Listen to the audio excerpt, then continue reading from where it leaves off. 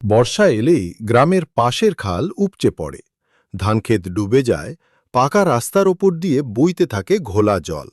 কিন্তু সেই জলের সঙ্গেই মাঝে মাঝে ভেসে আসে অদ্ভুত সব জিনিস, কাঠের খেলনা, পাথরের মূর্তি বা পুরনো কলসি। সেই বছরও একদিন ঝমঝম বৃষ্টির মধ্যে ছোট্ট আরুণ খালের ধারে খেলা করছিল। হঠাৎ দেখতে পেল পানির স্রোতে একটা কলসি ভেসে আসছে। কলসিটা চকচকে কাঁসার, যেন সদ্য ঘষে মেজে রাখা। কৌতূহলে আরুণ কলসিটা টেনে তুলল।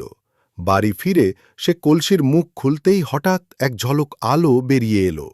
ঘরের ভেতর একটা নরম কণ্ঠ ভেসে উঠল। ধন্যবাদ ছোট্ট বন্ধু, তুমি আমাকে মুক্ত করেছ। আমি এই কলসির রক্ষাকর্তা। বহু বছর আগে এক তান্ত্রিক আমাকে বন্দী করেছিল। এখন আমি তোমার ইচ্ছে মতো ৩টি উপহার দিতে পারি।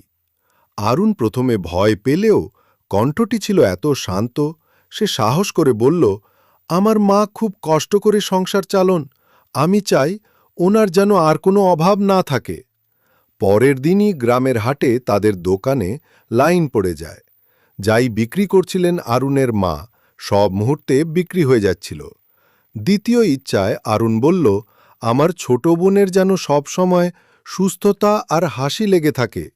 তার বোন, যিনি দীর্ঘদিন অসুস্থ ছিলেন, সেই রাতেই জ্বর ছেড়ে হাসি মুখে ঘুরে বেড়াতে শুরু করল।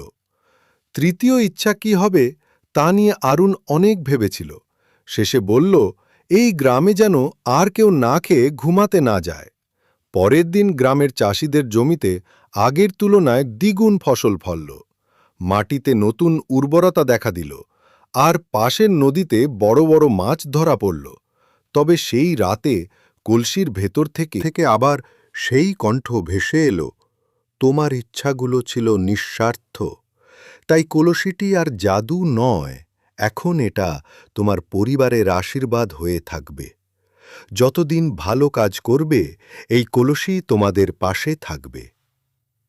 এরপর থেকে বর্ষা এলেই গ্রামের অন্য বাচ্চারা জলের দিকে তাকিয়ে বলে, এবার আমাদের জন্য কিছু ভেসে আসবে।